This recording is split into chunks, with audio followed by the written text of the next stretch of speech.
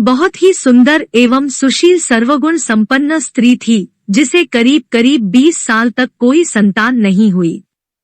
संतान की प्राप्ति के लिए उसने एवं उसके पति ने लगभग हर संभव प्रयास कर डाले। जिसने भी जिस प्रकार कर कार्य करने को कहा, उस दंपति ने किया। शायद किसी अच्छे कार्य का परिणाम था, या महज एक संजोग कहें कि वह 20 वर्ष के बाद गर्भवती हुई। समय आने पर उसे एक सुंदर पुत्र की प्राप्ति हुई, किंतु दुर्भाग्यवश 20 दिन में ही वो संतान मृत्यु को प्राप्त हो गया। अब उस दंपति से यह हादसा बर्दाश्त नहीं हुआ। एक तो बड़े वर्षों की तपस्या के बाद एक संतान की प्राप्ति हुई थी, वह भी महज 20 दिन के बाद दुनिया से चला गया। बड़े ही दुख की घड़ी थी। वह स्त्री और उसका पति बिलखते रहे, रोते रहे, लेकिन भगवान के आगे किसी की कभी चली है। उस स्त्री से न रहा गया और वह अपने उस मृत बच्चे को गोद में उठाकर दौड़ी दौड़ी एक सिद्ध महात्मा के पास पहुंची। वह महात्मा से रोकर कहने लगी कि मुझे मेरा बच्चा बस एक बार जीवित कर दीजिए। मात्र एक बार मैं उसके मुख से मां शब्द सुनना चाहती हूँ। स्त्री के बहुत जिद करने पर महात्मा ने 2 मिनट के लिए उस बच्चे की आत्मा को उसके मृत शरीर में बुलाया। तब उस स्त्री ने उस आत्मा से पूछा कि तुम मुझे क्यों छोड़कर चले गए? मैं तुमसे सिर्फ एक बार मां शब्द सुनना चाहती हूँ। तभी उस आत्मा ने कहा, कौन मां? कैसी मां? किसकी मां? मैं तो तुमसे तुम्हारे पिछले जन्मों के कर्मों का हिसाब किताब करने आया था।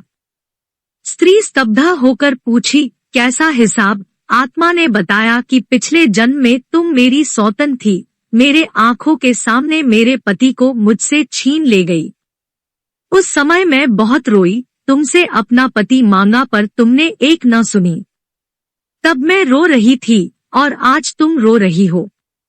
बस मेरा तुम्हारे साथ जो कर्मों का हिसाब था वो मैंने पूरा किया और मर गया। इतना कहकर वह आत्मा चली गई। उस स्त्री को बड़ा झटका लगा। कुछ देर के लिए मूर्छित हो गई। जैसे ही उसे होश आया, तब उसे महात्मा ने समझाया कि देखो, मैंने कहा था न कि ये सब रिश्तेदार माँ, पिता, भाई, बहन सब कर्मों के कारण जुड़े हुए हैं। हम सब कर्मों का हिसाब करने आए हैं। इसलिए बस अच्छे कर्म करो ताकि हमें बाद में भुगतना ना पड़े। वह स्त्री उस महात्मा की बात को समझ गई थी और मायूसी हालत में अपने घर लौट गई। हमें निरंतर अच्छे कर्मों को करना चाहिए। हमें कोशिश करनी चाहिए कि हमारी वजह से कोई परेशान तो नहीं हो रहा है, या कहीं हम किसी को दुख तो नहीं पहुंचा रहे हैं। कहते हैं न कि हम जो कुछ भी पाते हैं या जो कुछ भी खोते हैं, इसे सब हमारे जीवन में या पिछले जीवन में किए हुए कर्मों का फल होता है।